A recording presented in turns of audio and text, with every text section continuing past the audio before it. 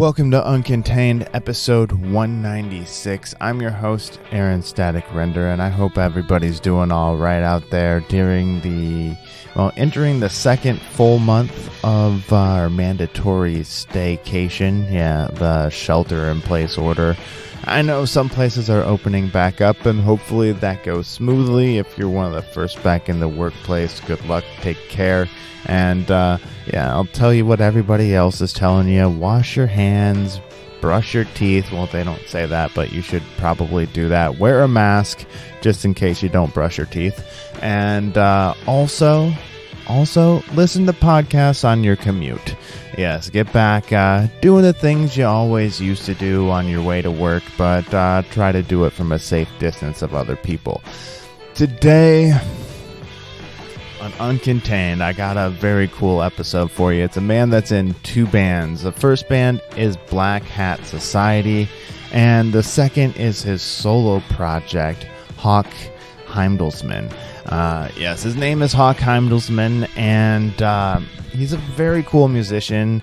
He's originally from the UK, moved to LA, and has been doing music pretty much all of his life. Normally, I'll have one song for you, but today I'm going to have a sample of a song from his Black Hat Society CDs, and then also at the end of a show, I'm going to have a new track from his CD that dropped in February, which is one of his solo CDs, and the track is called Red Tail Rising. So that's coming your way. There's two different sounds. The first one, Black Hat, has a little bit of I'd say the vocals at least have a drop kick, flogging Molly type sound, the folky, almost Irishy sounding, and both of them are very cool though. So it's two different sides to the same musician, and you'll see both those sides in this interview as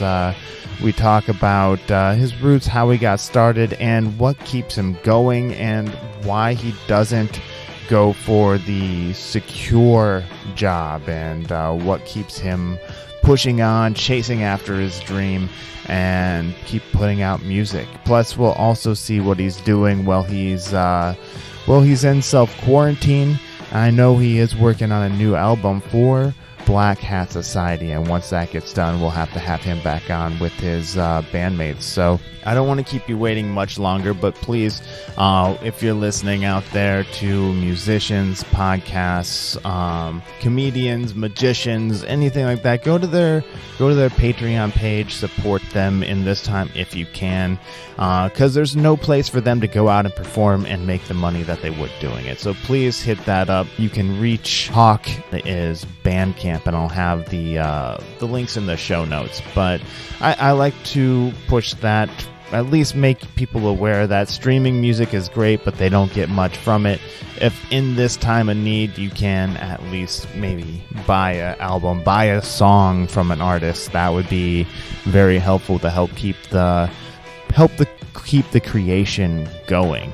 Anyway, now, I promise, I won't keep you waiting any longer. Here is a sample of the song West from Black Hat Society, and we'll jump right into the interview and find out how Hauk Heidallsman lives uncontained.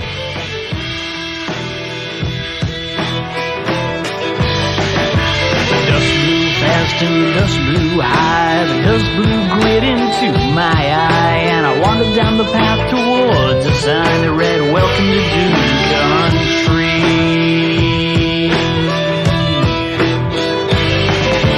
Down the path I quickly found a hanging tree just outside the town, ropes hanging high like a warning that read, "Welcome to Dune Country."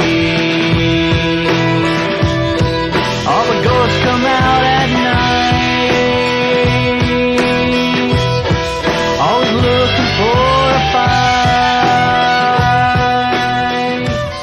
Alright, cool. I haven't had a chance to check out the solo album yet, but I listened to quite a few songs from Black Hat. When I said you kind of remind me of like Dropkick Murphys and Flogging Molly, your singing voice kind of reminds me of their singing voice. Are you a fan of either group? Yeah, actually, well, Karen, our fiddle player, my co bandmate, plays in Bricktop Blaggers, which is an Irish punk band that's like they've toured or they've opened for both bands. Flogging Molly actually said that they never wanted them to open for them again because they were so good. That's a compliment and a smack in the face at the same time. Yeah. But yeah, no, they've done a bunch of shows with Dropkick Murphys as well. So she's definitely active in that scene. Okay, very cool, man. So, what do you say we just get this rolling here? And welcome to Uncontained, speaking with Hauk Heimdallsman. I think I said that right. It's I'm trying to get it. It'll flow better by the end of the show. But Hauk is what you need to know. He's in the band Black Hat Society, and you have a solo project, correct? That is correct. Yeah.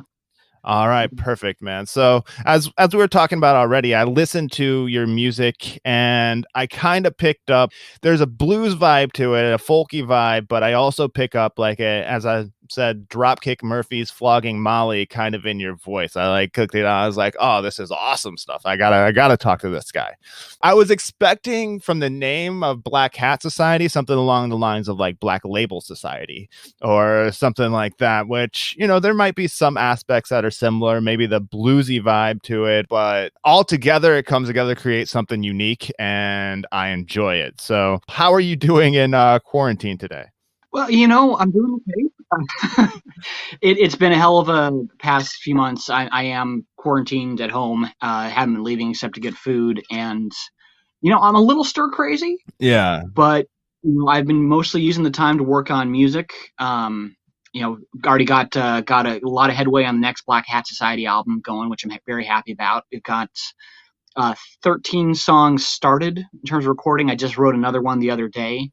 I'm very excited just to keep working, keep making music. That's for me. That's the thing. No matter what happens, I'm still going to make music. Okay.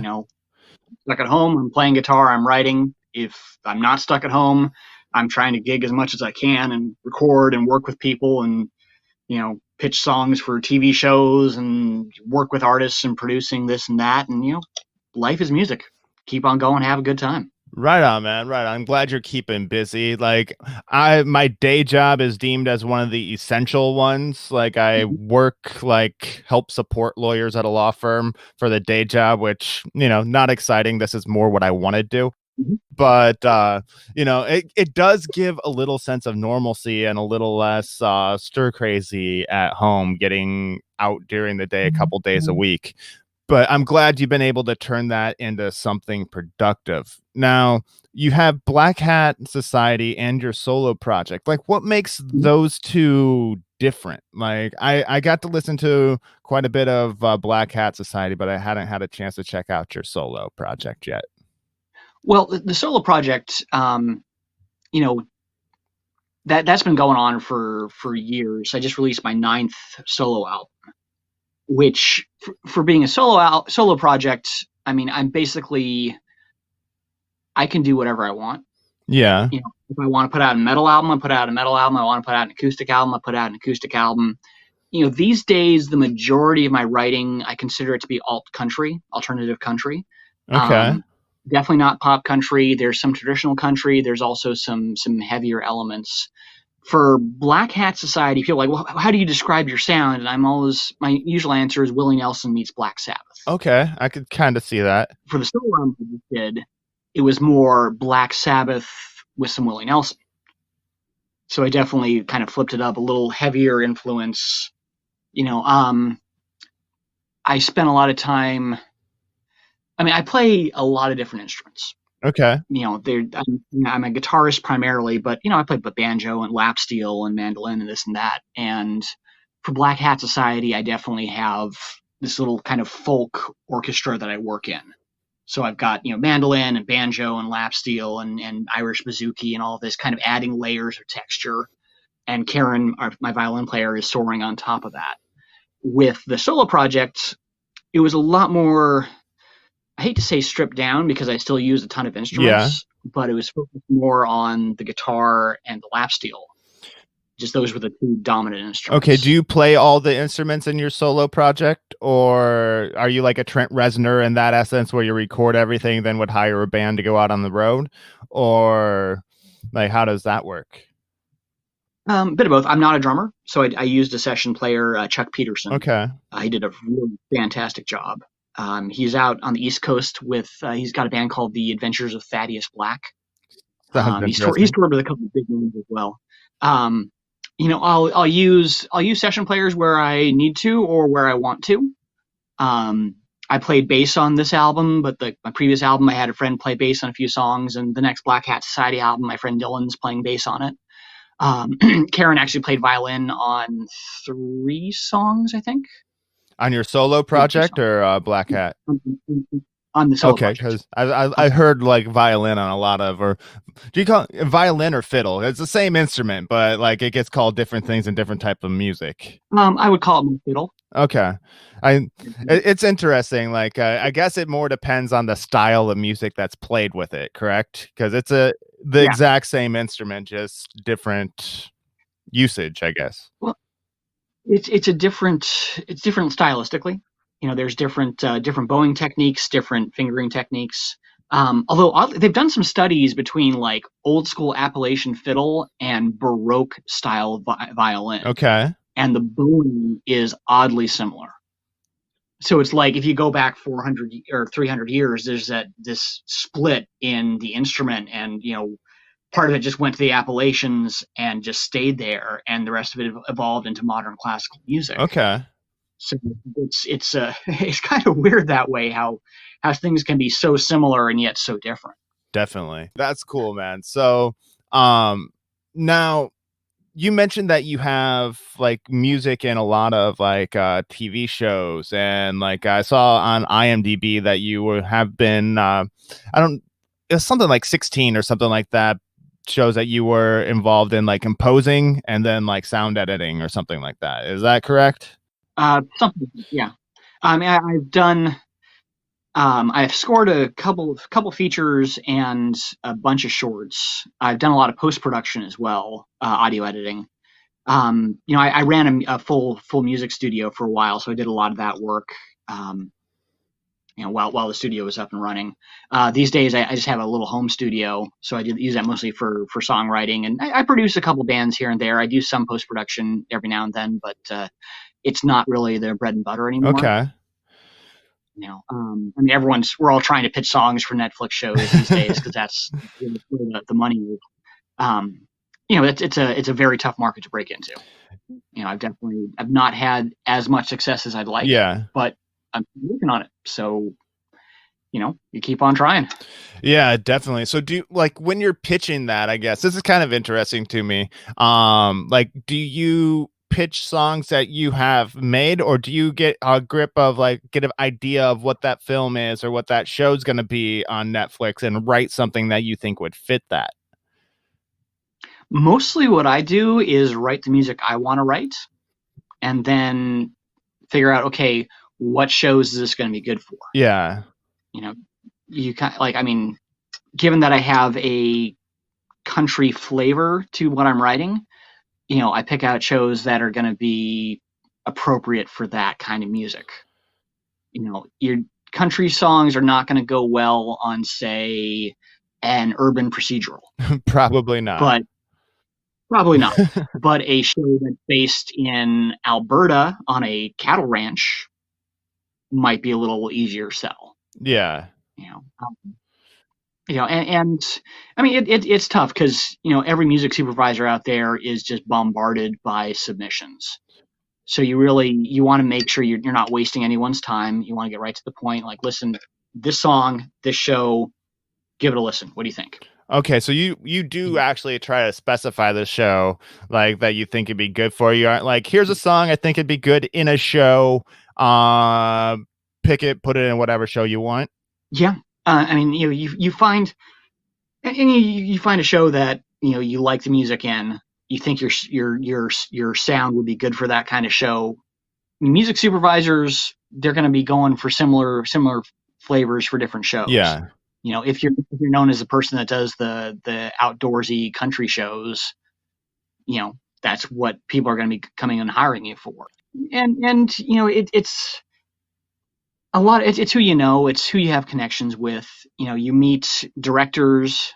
I have a bunch of drop cards, so I always keep some on me and hand them out like, oh, hey, maybe use one of my songs in your next film. Because if the director goes to the music supervisor and says, hey, I love this song, put this in somewhere, they're going to do it. Yeah, definitely. Same with producers. Same with actors. I have a bunch of friends who are on some pretty big shows, and I like, hey, here's a copy of the new album. See if you can get it in the show for me. Sometimes it works, sometimes it doesn't. It's all about connections. Yeah, absolutely. Yeah. I mean, in this, it's very much, people say, it's who you know. It's who you know and what they know you can do for them right now. Yes, and yeah, that is big right there too. And you may know them, but you may say you know somebody too, but they don't always necessarily know you on the same level you think you know them sometimes too. Yeah, it's basically who knows you, who can do what for you, and who you can do what for at the time. And if it all lines up, it's golden, Exactly. You have to be. I mean, I'm friends with tons of people. Like I do have a few A-list people on my cell phone that I can pick up the phone and call. But, do they need me to do something for them? Do they need my music in their project? Yeah.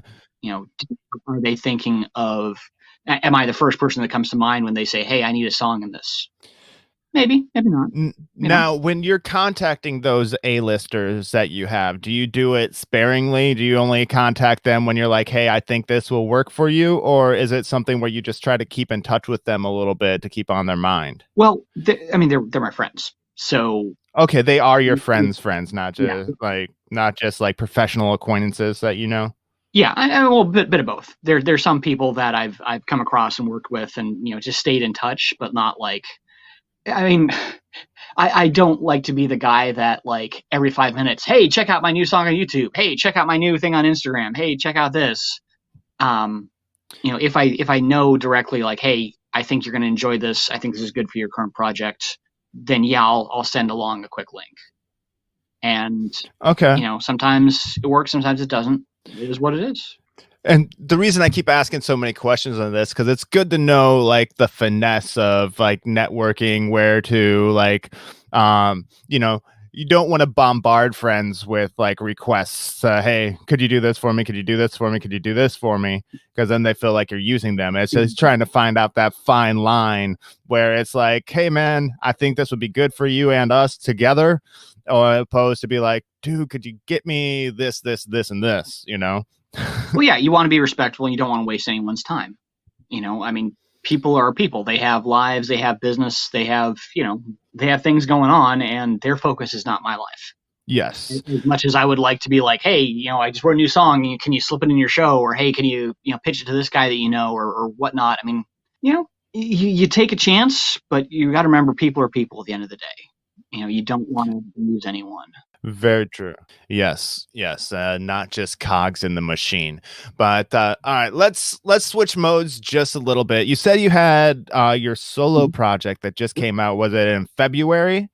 Let's talk a little bit about that. What is the flavor of that? Is that the Willie Nelson meets Black Sabbath? More of the vice versa. Black Sabbath meets Willie Nelson. Sorry, I got those flipped in my head. I apologize. Oh, good. The album's called Red Tail Rising. Okay. It's definitely like heavy alternative country. There's a couple songs that are straight up metal. There's a couple songs that are hard rock. There's one punk song on there. It kind of came out of my divorce. I started writing the solo album right as things were kind of exploding, and then finished it up a year or so afterwards. There's really only one song on the album that is directly about the divorce, but it flavored everything.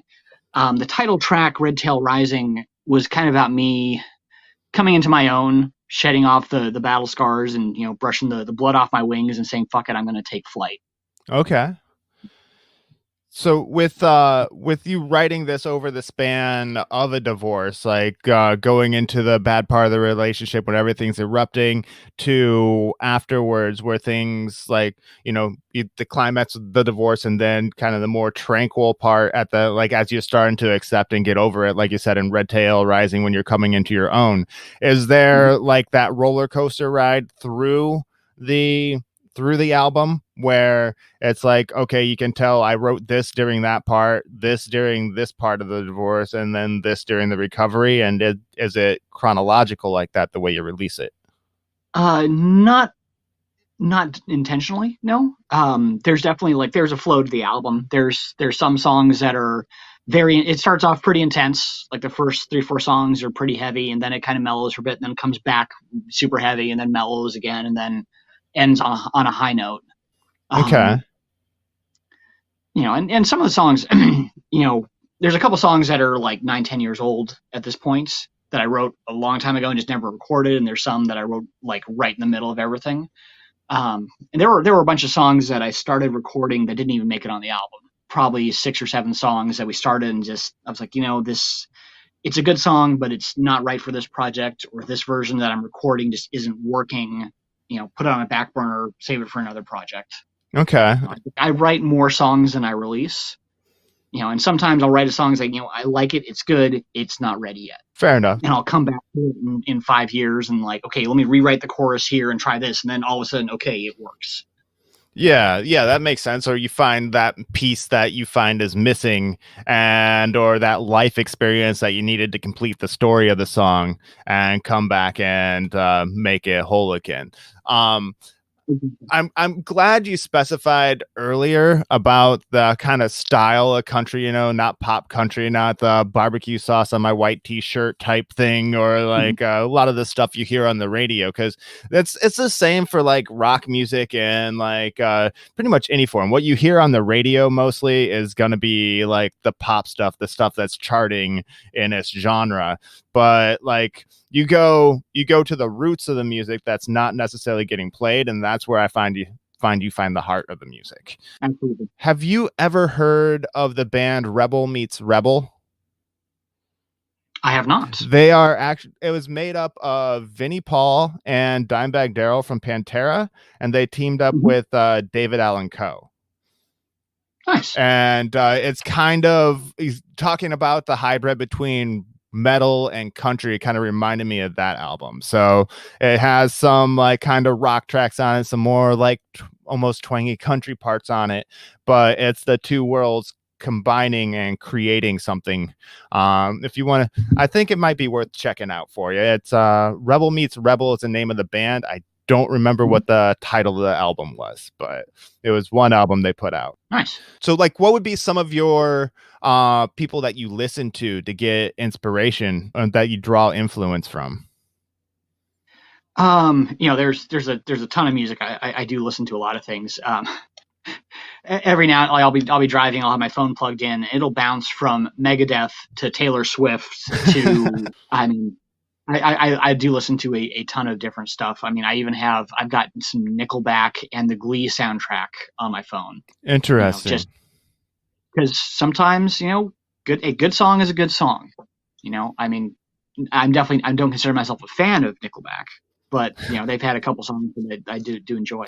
My big influences, you talk about the top 3 biggest influences are probably going to be Skyclad, New Model Army, and the Levelers.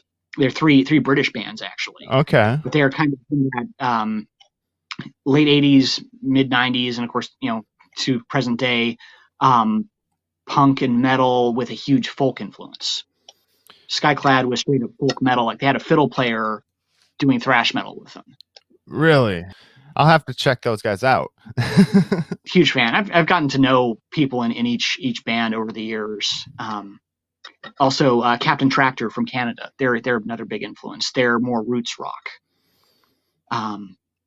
They're definitely like there's like I spent years like when I went to college, I really started like exploring music, and I was a music major, but growing up as a kid, I was pretty much limited to what I could either hear on the radio or bands that I would do shows with, or whatever I found in my dad's LP collection. Okay.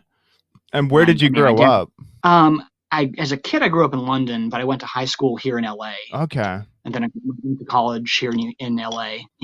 Music is music. I mean, I definitely I have a classical music background. I do a lot of work.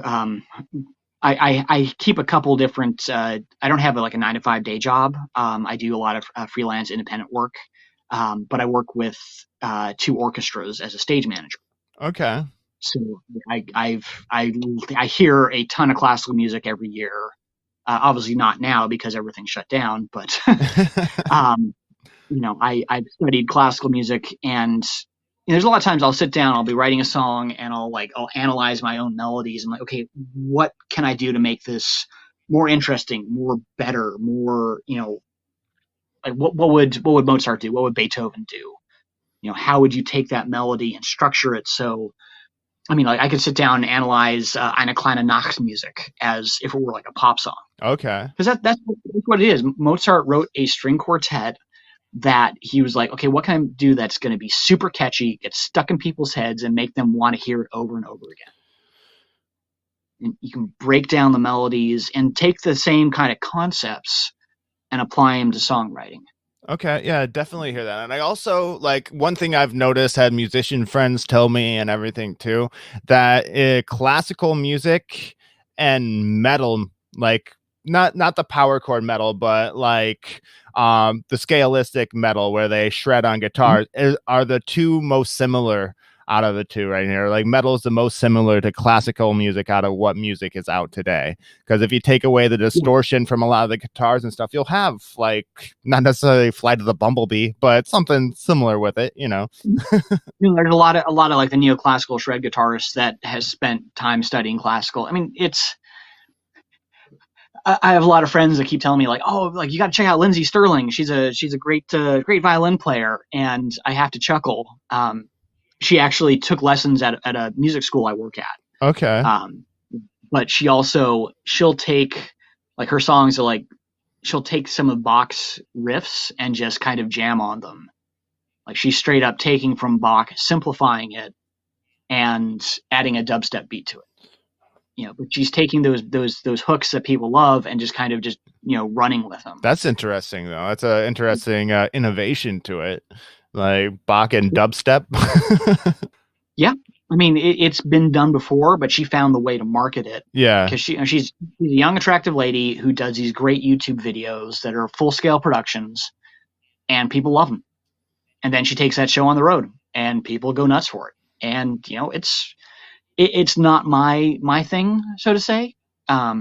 We actually we Karen and I did a cover a few years back of Murder by Death song Spring Break 1899. Okay. And right in the middle, because I realized that the chord progression for the song is the exact same chord progression as Lindsey Sterling's Invocation. So we just threw the solo for Invocation right in the middle of the Murder by Death song. Interesting. And it worked. Yeah, I think there's a YouTube video of that somewhere. I'll see if I can find that and send it to you. All right, that'd be cool to check out. Yeah. That's the thing about music is the only limits are what you put on yourself. You can write a country song, you can write a metal song. I mean, Metallica wrote a country song. I mean, Mama Said's a great song, and it was a great Metallica song, and it's a great country song. I heard that James Hetfield actually, like, I don't know if how true this is, but actually was like kind of wanted to sing country when he was younger, and Garth Brooks wanted to be like a rock star when he was younger, and they kind of took the opposite path. Yeah, it happens. You figure out you've got something that's selling, so you run with it. And a lot of guys, the guy from not Disturbed, Godsmack, I think it was, did a country album a few years back. Soliarna? Or David Draymond. Draymond's from Disturbed. Yeah, it wasn't Draymond. It was somebody else. I could maybe almost see Sully doing a country album, but it would be like a country album singing about not liking people. I mean, there's a lot of country music is one of those things. Like I always resisted it. Like back in college, I was huge into black metal, like the really extreme Norwegian stuff. And there was a gal. She was my lab partner in a science class. And she asked me why I didn't listen to country. And I told her it was because it was too happy. And she just started laughing because she said I was the only person who'd ever told her that. Everyone else told her they didn't listen to country because it was too sad. Really? And so I started, like, she made me a tape of Garth Brooks' "The Thunder Rolls," a song about a woman who figures out her husband's cheating, so she gets the gun and shoots him. And I'm like, okay, there's some cool stuff here. Like, I dig this kind of very brutal, very dark storytelling. Yeah, I've heard that song a bunch of times, but I never really listened to figure out what it was about. I didn't know that it was about some some lady shooting her cheating husband. Well, there's two versions of the song. There's the radio edit that is missing the third verse where she gets the gun and shoots his ass. That's the version he plays live, and the crowd always goes nuts when they see he's gonna actually keep going. But that's a lot of, like, Johnny Cash wrote some very dark songs. Willie Nelson, I'm a huge fan of Willie Nelson, and he's gotten to the point where he has nothing to prove. He doesn't care, so he doesn't pull his punches. Yeah, he'll make fun of himself. He'll make fun of anyone and everything. He takes his shots in Nashville, because Nashville's a money town, and country music is about the people. It's about the guy working his ass off, coming home and hating his life and drinking and saying, I don't want to do this anymore. Yeah. And now, like, the stuff you hear on the radio is the stuff that's like too happy now, I guess. Like, it's more like the I don't know, singing, like, it's pop with a twang on the radio, but like this, it's rap music for white people that are scared to listen to rap music. It's straight like that. Yeah, bro country. They took the rap playbook and ran with it, and they're adding beats and they're adding breakdowns and hip hop's vocal deliveries and whatnot, because Nashville has always been about 10 years behind the mainstream, and okay. I think they do this on purpose, because they can take a look at, like, what worked and then twang it up. They'll take the guys that were popular 10 years ago, put them to work, and just kind of keep a nice cycle going, because the people listening to it, they're thinking it's something new, but they already realize it's a tried and true formula. Yeah, I never really realized the country is the rap for white people who are scared to listen. But going back, it just brought up, I remember hearing a song called Honky Tonk But Donka Donk or something like that. And yeah, that plays perfectly into what you just said. Yeah. Wow. Yeah, you blew my mind.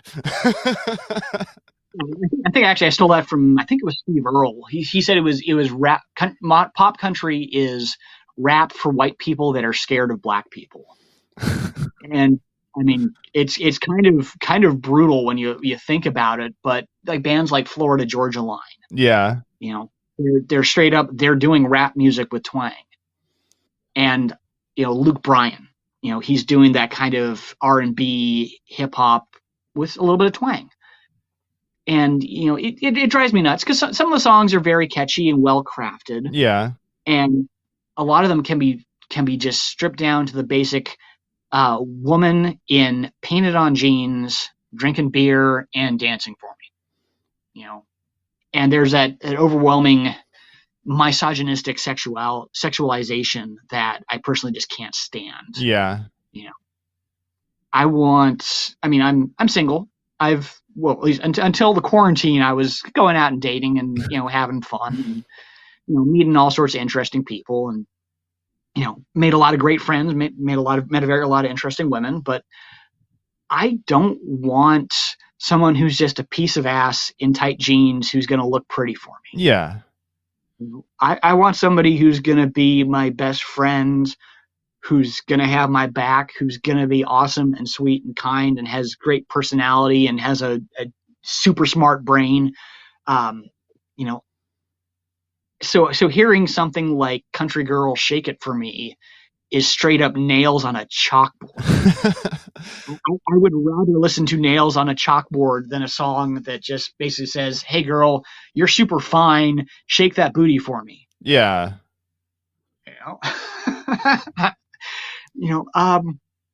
I wrote a love song for my solo album called 3 Chords. Yeah.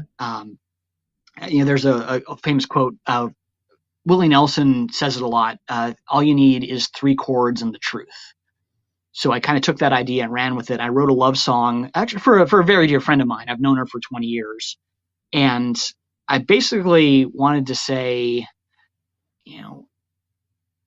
I don't want you to be mine, because like I hate that trope in pop music, like be mine, Yeah. girl. I'm gonna win you. I'm gonna make you mine. Like, no, I don't want to own anyone.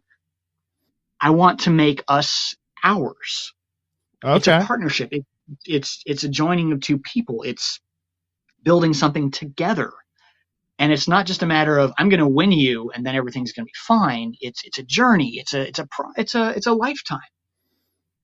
And you can love somebody and never be with them. You can love somebody and just want them to be happy. And there's so many layers to what love can be.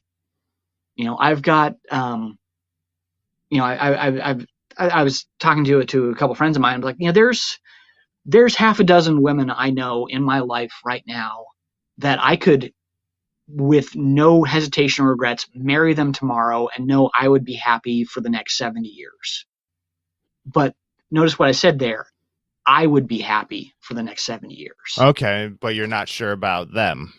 Exactly. And a lot of, finding a good relationship, finding love is, am I good for this person? They may be great for me, but am I what they need? And you learn to let go and say, I can love this person very, very dearly and want them to be happy. And when they find Mr. Perfect, that's fantastic. I'm celebrating with them because I love that they are happy, that they've found the right person. That's awesome, man. That's awesome. We'll have to take this clip here of talking about dating and put it on like if you have a dating profile, we'll have to put it on there. Then you'll get all the ladies coming to you once this Corona thing is over. Yeah. Well, I'm also at a point in my life where like I've been married. Yeah. When it was great, there was nothing better. When it was bad, there was nothing worse. So if I don't ever get married again, I'm fine with that. Okay, fair enough. I'm definitely I'm having fun. If I meet the right person, fantastic. I will be the happiest guy alive. But if I don't, I'm still making music. I'm still having fun. I'm still just doing my best to enjoy life. That's awesome, man. That's awesome.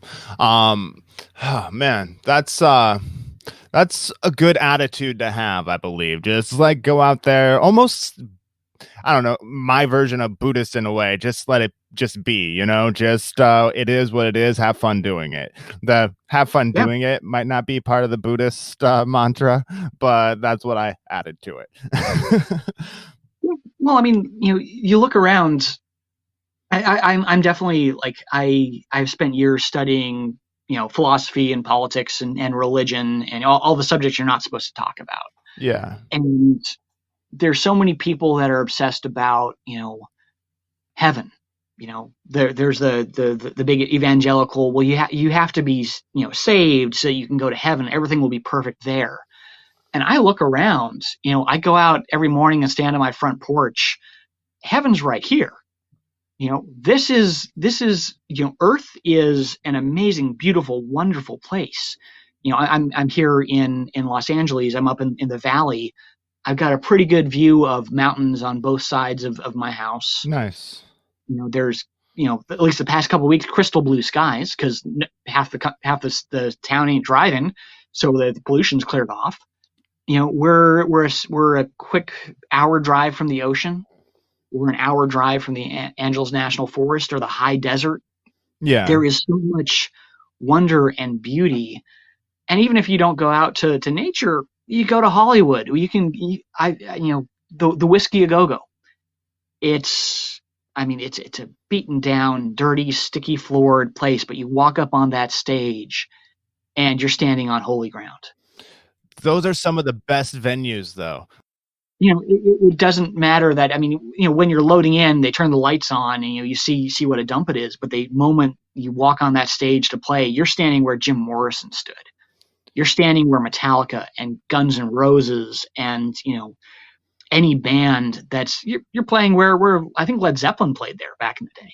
Yeah. You That's crazy. I'd love to actually go there. I'm up in Northern California right now, but know? where I come from, there's a venue in Iowa City, Iowa. It's called Gabe's Oasis. It kind of is Mhm. the same vibe as the Whiskey A Go Go or whatever. It has like many national acts, many great touring acts coming through there over the years, and floors are sticky. You walk into the bathroom, you think you'll catch every disease known to man, or make you immune from that. Maybe since I went there, I won't catch corona. I don't know. But One can always hope. I know, right? Maybe Yeah. that dirty bathroom saved my life.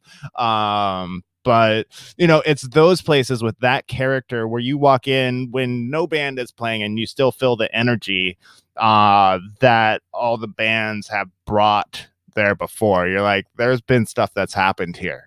Yeah. That, Oh, yeah. and another place that's not around anymore was Third Street Live back in Cedar Rapids, which was an awesome place, but it got burnt down. Places like that I love. I'll take that dive venue any day. Oh, yeah. No, some of the best shows I've ever played have been in dive bars.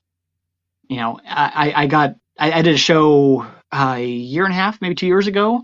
I got a call. It was a Monday evenings series a friend of mine was doing, and an artist canceled at like noon. So he calls me at 1. He's like, "Hey, can you do a show tonight?" I'm like, "Sure, why not?" So I show up at 7 o'clock. I set up, and I just started playing. And I use when I'm playing a solo show, I use a looper pedal. So I can Okay. record like the verse and chorus that I'm singing and then just take a solo over that. And solo as long as I feel like soloing. Because it's just me up there jamming and making music. And I played for a good 45 to an hour or so. I think I played for like the bartender and one friend of mine who saw last minute, oh hey, a show, I'll drive down, and he caught like the last 2 songs of the set. Okay. So we hung out afterwards. But I just didn't care that it was a dive bar. I was there to make music. Awesome, And man. I got up and I played and I jammed and had a good time and sang a few songs I hadn't done in a while and just kind of experimented and just that's what you see all these TV shows like who's going to be the next top rock star, superstar, The Voice, the American Idol, all this Yeah. crap. Those people, well, some of them are very talented. They've got great voices or whatever. The choice for them was, do I go out and make music or do I go out and try and become a star? Yeah. Do I go on the TV show and try to get famous, get people to love me, make a lot of money? Or do I go out and make music? Because there are so many great singers out there. There are so many great guitar players out there. There's so many great musicians out there. I mean, I've got friends that played. They're on John Williams' call list, so Oh, they wow. played the last 3 Star Wars movies. They're on that level. They're making music. That's all they do. They make music. They don't care if it's a dive bar or a concert hall or a recording studio or whatever. They're there to make music. And I take that same kind of philosophy. I don't care if it's a festival for 7,000 people or a dive bar for 7 people. Yeah. I'm there to make music. And Karen and I did a show up in the high desert a couple years back. It was like a 4-hour set, ended at 2 a.m. And by the time we finished, there were 5 people still in the bar. And this one lady who never heard us before came up and says, "Hey, I can't believe that set you guys just did. You played like so incredibly for only 5 people." And I was like, you play for the people that come, not the people that don't. You're there to make music, and making music is one of those incredible, beautiful, wonderful things that, I've dedicated my life to it. Yeah. And yeah, you got to make money and you got to pay the bills, and you do the odd jobs here and there. When you have to, you take a day job. You do whatever you got to do to keep on playing. As long as you got strings on the guitar and an amp that works. I've had to learn things like basic amp repair and soldering, and my interface in my recording studio broke last week, so I spent the past week trying to get that thing fixed so I can keep recording. Oh, wow. Yeah, it's driving me absolutely up the wall because, of course, it's quarantine. I'm stuck at home. I should be just churning out nonstop, music. I mean, I did 5 or 6 YouTube videos last week. I did some cover songs, like just like 5 or 6 different instruments on each one. Nice little camera angle on each instrument as I was just playing the song straight through. I should be churning stuff out like that, like a song a day at least. But my interface broke, and that just throws everything out the window. Yeah, thank God there's YouTube now, where you can like go online and be like, okay, how do I repair this? I'm pretty sure this repair job is going to be a little bit beyond me. But I've got a buddy with a spare interface I'm going to go get from him hopefully this afternoon and see if I can make that work. Just so I can keep making music. Perfect, man. Perfect. So, I guess this is a perfect time to transition into the next segment of the show. What advice do you have for people who are getting started in music or looking to take that next step? So I'm 38 years old, I think, ish. I've been doing this for since I was in high school.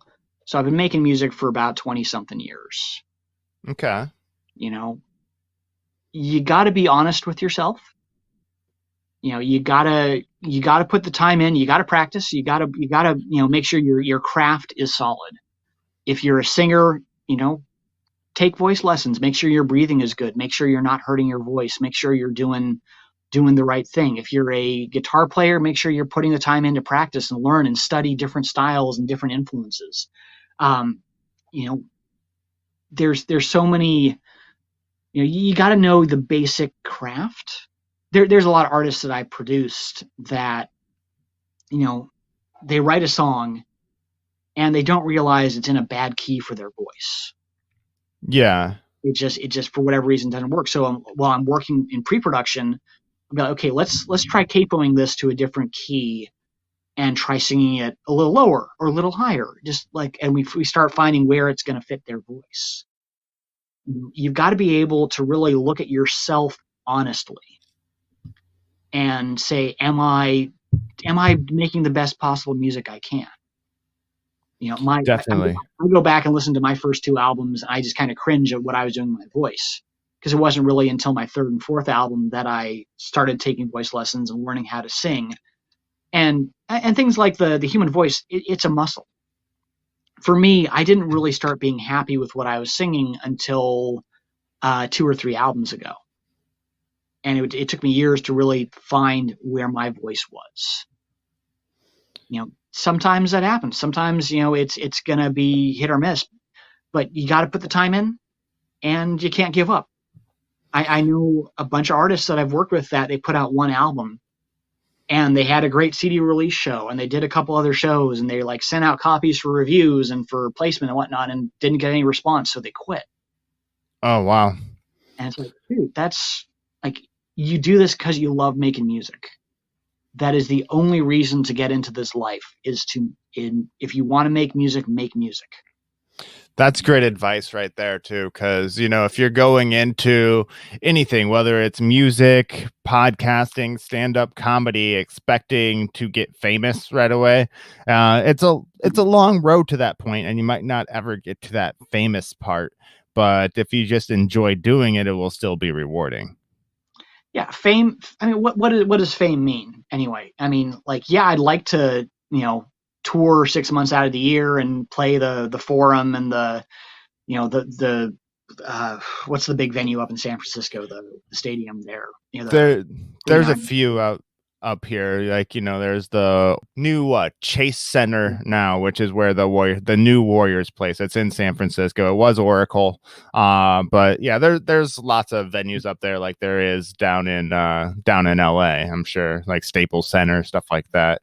Yeah, I mean, I would love to be successful enough to go play for 20,000 people. Yeah, but that's not the goal. Is not 20,000 people. The goal is to make music. And I can do that at a dive bar just as well. I mean, I won't make as much money, I'm still making music. And that's what I love. That's what I need. That's what I crave. That's what's driving me nuts right now is I'm stuck at home. I can't go book shows.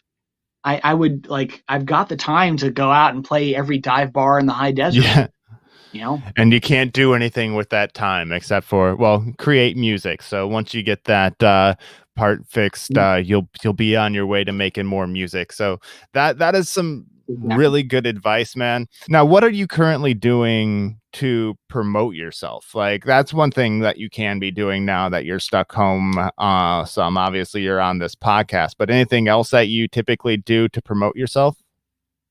Well, there's all the social media. It's tough because if you want to get reviewed, if you want, Rolling Stone or the, NME or Revolver or whatever to review you, you basically have to hire a publicist that they know who will go to them and say, hey, here's a new artist, review them. And to hire somebody like that, on the low end, $3,000. On the high end, $8,000 to $15,000. So breaking it on that level, unless you have the financial backing, which, I mean, yeah, I could dip into my retirement savings, but what's going to be the real payoff there? Yeah. So you put it out on the social media and you do the YouTube. Like I was in the middle of editing a music video for the song Red Tail Rising when my interface broke down. And of course, I can't sync video to sound if I don't have a sound system. So it's just one of those I was going to put out a brand new music video and all of a sudden I can't edit the damn thing because I can't get my computer to work. Yeah. So you do stuff like that. You hope something takes off and goes viral. I actually had a YouTube video go viral last December. Oh, nice. What was that video? It got 32,000 views. Basically, somebody posted a meme of, did you know that you can sing Black Sabbath War Pigs to Deck the Halls with Boughs of Holly? And somebody on my Facebook page dared me to do it. I was like, all right. Said I had a sore throat. I didn't rehearse it. I just put the camera on and played through it, messed up, decided in the middle of the video to skip the verse, and all of a sudden it got shared 32,000 times. Wow. And I'm like, what the hell? I'll spend, a week on a video practicing it and trying to get it perfect and editing it nicely, and I'll get, 32 views. And then this one piece of crap thing gets 32,000 views. I'm like, you keep doing it because you love it. I've been last week I did 4 or 5 cover songs on my YouTube page. And I basically all I would allow myself to rehearse was the rhythm guitar and the vocals. Okay. And I would play it one take. Every single thing was I insisted it be one take. And so I would play the rhythm guitar and then play the bass to the rhythm guitar player and play lap steel to that and play banjo to that and play mandolin to that and then sing on top of that. And there were a couple videos where I skipped a beat and realized halfway through recording the banjo track, oh, I skipped a beat there. Well, skip a beat. Keep on going. Right on. The show must go on. Exactly. And it's a YouTube thing. I could scrap it and completely redo it if I wanted to. But part of me loves that, this is me proving to myself that I can do this live. I can bang it out in one take. It doesn't have to be polished or synthetically clean or quantized or auto-tuned or whatnot. I'm making vibrant live music with myself at home. And just here's the video. If you enjoy it, great. If you don't, why do I give a crap that you're alive? If you're not out there, you can look at music as, I've got 1,200 fans on my official Facebook page. Okay. I can look at that as saying there's 7 billion people that don't care about me, or I can look at it as saying there's 1,200 people that have clicked the like button and want to hear content. They want to stay in touch with what I'm doing. They want to support what I'm doing. So I'm going to keep on doing it. Perfect, man. I think that's the way you got to look at it. Otherwise, you'll drive yourself insane or drive yourself to quit. let's bounce on to the next question here. Like, this is the 2-part question that I was telling you about before. So what is a hardship that you've had to deal with that maybe you came out on top afterwards, or learned from at least, and were able to move on from it? Tough one. As much as I keep saying, I do love making music and I love going out and playing the dive bars, and I don't care if it's 5 people or 500 people, it is tough, and I keep asking, probably 3-4 times a year, I'll get to the point where, like, do I really want to keep doing this? Should I just quit and get a real day job and make some money and whatever? Or, maybe just join a cover band and, whatever. It is tough to keep being motivated when you see bands like Florida Georgia Line selling, thousands of copies and, getting played all over the place and doing big festivals. And, it's tough to keep staying motivated. Yeah. But at the end of the day, you find that feeling. I love, like, I write a new song and I get a buzz off that. And I'll go to my recording computer and I'll write a drum machine part, and I'll track the rhythm guitar and track a bass part and track a scratch solo and scratch vocals. And I'll send it to Karen and, like, hey, Karen, check out the new Black Hat Society song. What do you think? Here's some sections, write a violin part here and this and that, make this song yours. And we collaborate and it's great. And I get a buzz off that. And then we record it properly. And I get a session drum player in, and I'll spend days on my guitar solos, and I get a buzz off that, and I just friggin' love it so much. And you find those moments, and you go and you mix the song. I mix and master all of our music. Okay. And, you spend days going over the details and making it perfect, and you get a rush off of doing that. And you go off and you do the album release show, and, you play these new songs for the first time live. And it's a rush, and it's beautiful, and it's amazing. And you love to just make music. It's tough to maintain that feeling at times because there's a lot of hard work. Yeah, I can imagine. I actually relate to that too. Sometimes I get a little, they call it pod burn or whatever, where you get like, oh man, that's like, I didn't get as many listens on that episode as I thought I would, or like you're not getting as far, like as fast as you hope, but it's like digging in and going to push on, because if you get out of line, you lose your spot. Yeah. You got to keep doing it, and you keep doing it because you love doing it. Yes. You keep making music because you love making music, because there's, for my money, for my time, for my life, there's nothing better. I've done work in the tech field. I've done work in stage management. I've done work with live theater. I've done all sorts of things. I've done work on film. I've done all sorts of crazy things in my life. Nice. Yeah, and music is the one that speaks to you. Music's what's I could have had my first job out of college was running education programs for an orchestra. I would drive into downtown LA every day in one of the big skyscrapers and help manage and organize the shows. And I could, at this point, if I'd stuck with it, I could have been the executive director of a mid-level orchestra in somewhere in the country. Yeah. We were probably making 6 figures and, eating with, rich people every other night, trying to talk them into giving me money to keep the music going. And I could have had a very successful career doing that. Yeah. And I would hate my life.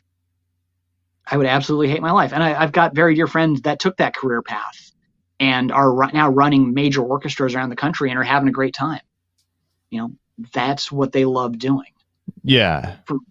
And like I still do I do stage management for orchestras. I'll run shows backstage. I'll work with musicians, and I have a lot of fun doing that. But I do that so I can keep making my own music. The ends to the means, or the means to the end, or whatever. I flip that Exactly. around too, but I'm just flipping stuff all around here. So let's flip that question to what is a highlight that you care to share? I had a ton of fun. Back in February, we did the album release show for my last solo album, Red Tail Rising, and it was at a theater in Hollywood called the Theater of Note. It's a small black box, and we got there early and we sound checked, and realized I left my pedal board at home, so we had to run back home and get the pedal board, and we had some sound problems, and we spent all afternoon fixing it, and went out for dinner, and doors opened at 7. I had 3 opening acts, 3 other songwriters, and at 7 the place was empty, and I'm like, oh hell. And 7:30 people started trickling in, and by the time I went on, the place was packed. Nice. And it was kind of one of those, like, I always tend to psych myself out, like, okay, I'll be playing for 5 people, whatever. And it was a packed house, and we did a bunch of songs we'd never done before. And there was, in the middle of the set, like, there was a ballad we did, a new album called "Waiting for the World to End." It's a country song in 5/4 time, which is just always a little weird. And I'm singing this, and I take the solo, and I look out at the crowd, and I see everyone just sitting there, blank expressions on their face. And I thought to myself, okay, they don't like it, they don't get it, whatever, keep on going. And I finished the song, and there was a moment of silence, and the crowd went friggin' nuts. And I was like, oh, they did get it. They were into it. They were going. They were just so absorbed in the song that they forgot to smile or forgot to nod their head. There's those moments, where all that matters is you're making music and you're reaching people. Nice, man. Nice. So, well, when you do perform and people are listening, you mentioned that you weren't seeing the reaction right away, but you heard the reaction after the song. Is there a certain feeling that you want them to take away and remember from the performance? Like, what do you want them to feel when you play? That's a great question. When I'm writing a song, I'm going in with, I'm trying to put a little piece of my soul on the paper and into the song. And sometimes I'll write stuff that's just weird, and times I'll write stuff that are kind of like almost like riddles, or we'll go in with a not an agenda, but like I want to tell this story, but tell it this way. I'm always trying to put a little bit of myself in there, and I want people to connect with that. And for sometimes, I write about some dark stuff. I've written about death and suicide and the darker side of the human psyche. Written about that a lot, actually. Okay. And I want people to understand what it's like to come into that place, and also understand what it's like to fight those demons and to keep on going. Like, how would you say, like, you want them to understand that? Like, what's that feel like to you? I'm not really sure, actually. It's Okay. I'm not sure how to put that into words, because there's a catharsis I feel when I'm writing something that dark. Okay. You take a human emotion, like a heart, heartbreak. You get your heart broken. And I think part of what, like Taylor Swift, she's arguably one of the most successful artists of the past 20 years. Well, not arguably, she is one of the most successful artists from the past 20 years. She got her start writing songs about breaking up with boys, or being cheated on, or being, having her heart broken. And millions and millions of people took that and said, I could have written that song. That's exactly how I felt when so-and-so dumped me. And 10 years ago, I was, I'd just been dumped by this gal who I thought I was going to spend the rest of my life with. Okay. And I was completely devastated and horribly depressed. And for some reason, I picked up the album Fearless in a Walmart, and every single song, I was like, this is exactly how I feel with what's her name, the chick who just dumped me. I found that catharsis. So like when I'm writing a song about, there was a song we on the first Black Hat Society album, the last song, A Final Time to Say Goodbye. Karen and I played that at a street fair once, and there was this guy who was, just stopped and listened. And like I kind of saw him in the back, and he was just sitting there, blank expression on his face. And we finished our set, and we started tearing down the instruments. And he comes over and he's like, "Guys, I want to thank you." And he just takes out his wallet. He hands us $100 bill. He's like, "Listen, my son died 3 days ago. He overdosed on heroin, and hearing your last song, I felt like I was saying goodbye to him." Wow. And, mind blown. I mean, like, this is like, wow, that like, you don't get stories like that at every show. But there was a guy who got what I was saying, because the song was about letters I got from a friend of mine who committed suicide. Wow. It was it's not a bright, happy song. For the recording, we kind of we went freebird with it. We added, it was a 4-minute song with a 5-minute guitar solo, or guitar and fiddle, go back and forth. Okay. It was a lot of fun to record, and but like the lyrics were pretty dark, and they were about saying goodbye.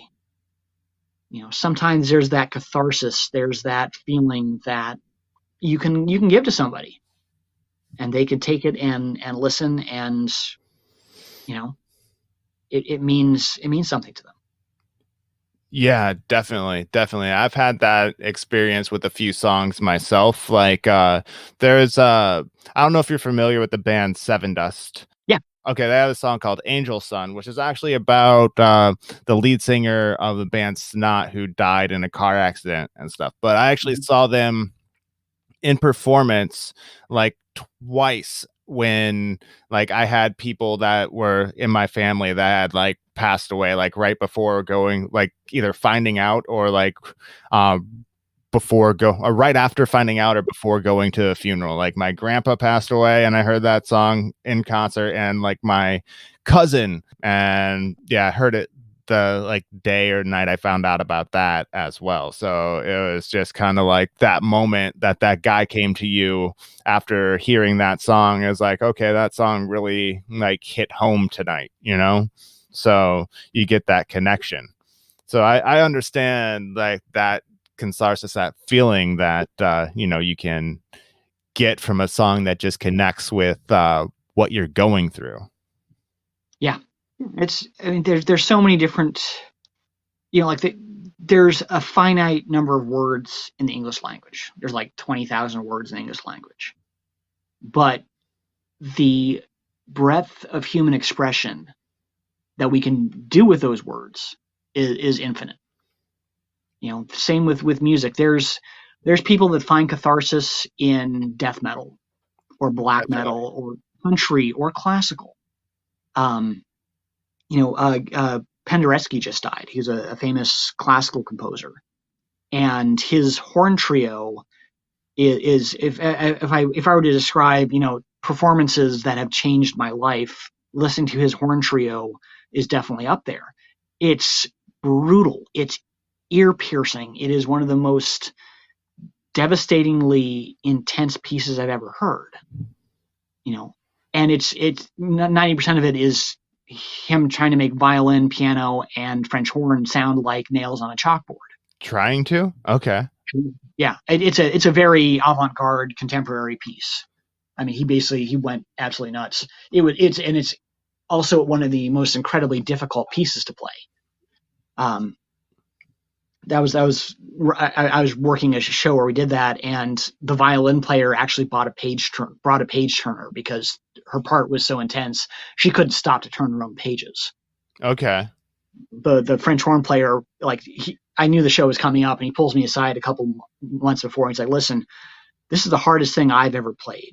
It's the hardest thing any of us have ever played or played together. I walk off that stage. All I want is somebody to hand me a shot of vodka. So I went out, I bought a bottle of Thor's Hammer vodka from Iceland and had it, found a freezer there at the venue. And he walked off that stage. I handed him an ice cold shot of vodka. He was tickled pink because he thought I'd forgotten about that. Nice. Yeah, the piano player saw, and he had one more piece to play, but he was like, "Hey, I do this Beethoven sonata. I'm coming looking for that bottle." All right, I'm waiting for you. Yeah, like that's any kind of music can find the right person that kind of catharsis. Definitely, dude. Definitely. Well, all right, Hauk. It's been great having you on the show today, man. Been a great conversation, and it's good to talk to a voice outside of the house during this whole self-isolation thing going on. Real quick, before I get to the final question, the title question of the show, what is your social media and where can people find you and your music on the internet? Well, if you go on Bandcamp, Hauk, HAUK.bandcamp.com, you can get my most recent solo album, and the two albums actually I did before that are available for free download as well. Or you can check out blackhatsociety.bandcamp.com. Our last two albums are on there. We're also on Spotify or Amazon or all the different streaming sites.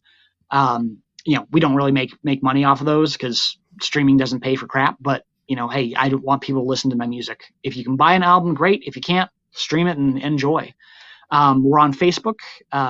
Also, just look up Hauk Heidallsman or look up Black Hat Society. YouTube, there's a Black Hat Society page. There's also Hauk Rules. My official hashtag is Hauk Rules. Hashtag Hauk Rules. And yeah, I have a Twitter. I don't really remember what it is. I tweet so frequently because,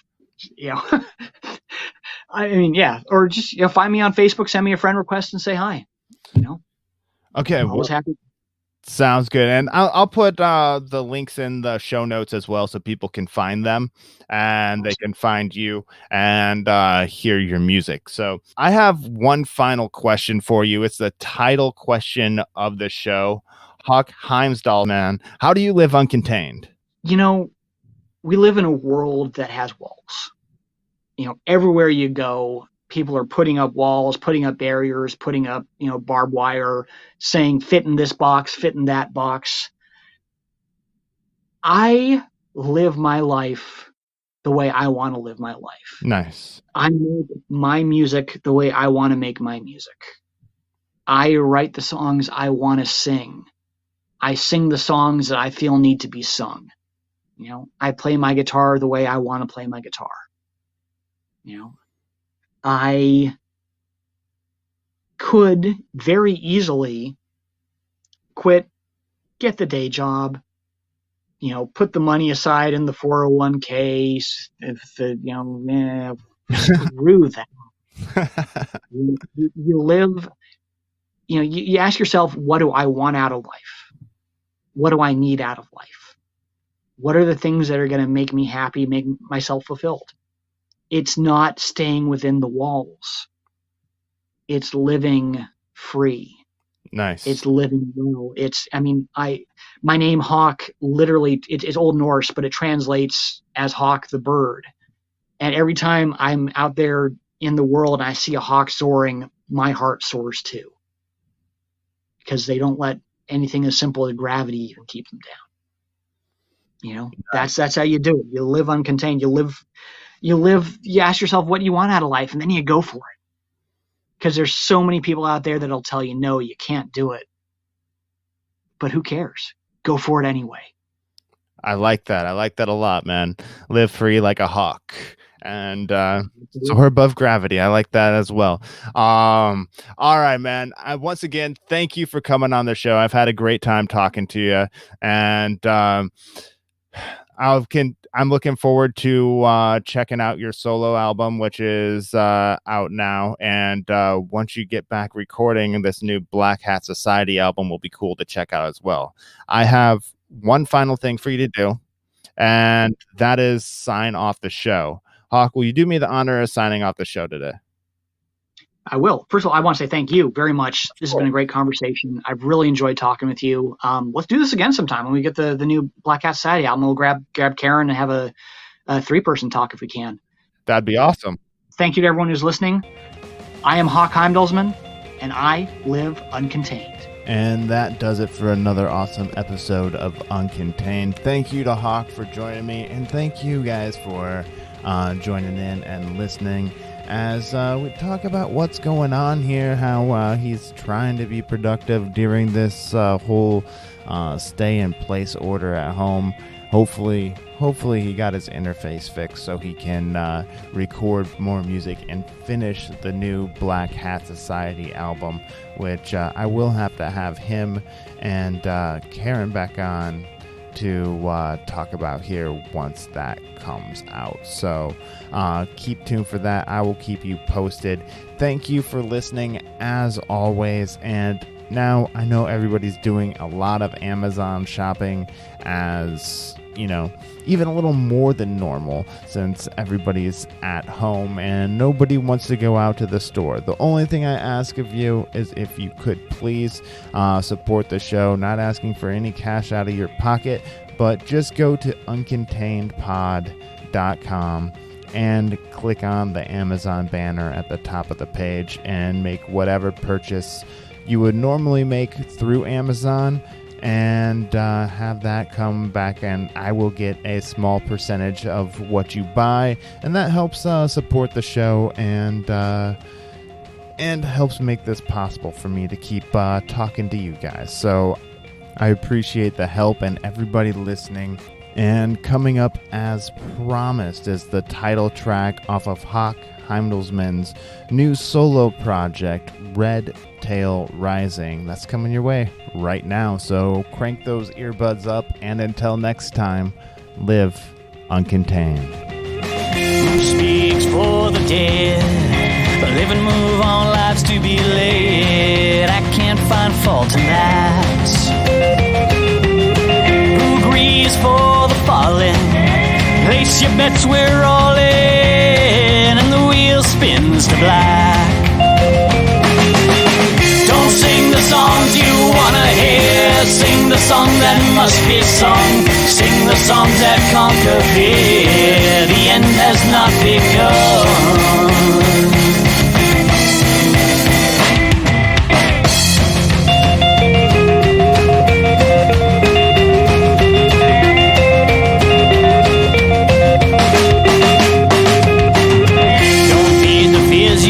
Inside, feed your courage, feed your pride with deeds of worthiness. Don't weaken in the face of fear. Hold fast to all that you hold dear. We're gonna make it through all this. Don't live a lifetime of regret. Don't waste your time or waste your breath. Take your fear and it forget. Arm in arm we'll conquer death.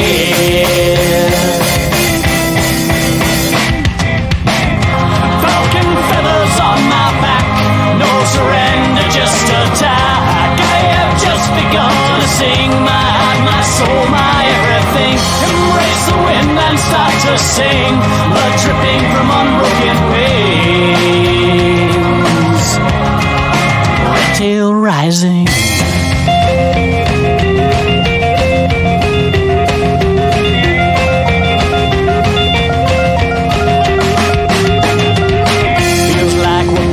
Basics, dead eyes and dying faces, and you tell me that I'm wrong.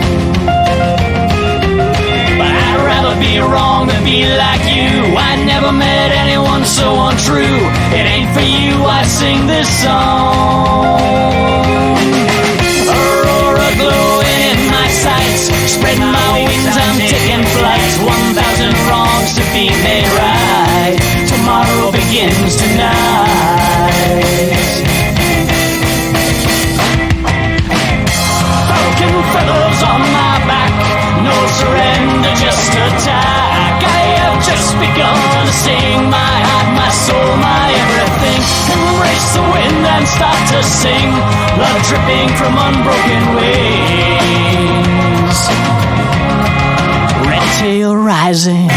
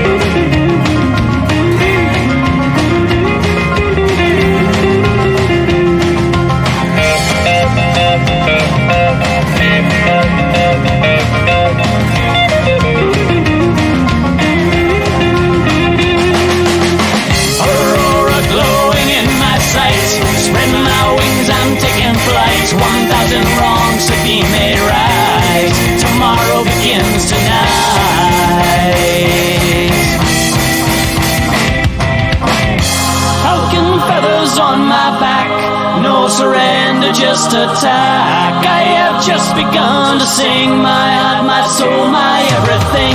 Embrace the wind and start to sing, blood dripping from unbroken wings. Red tail rising.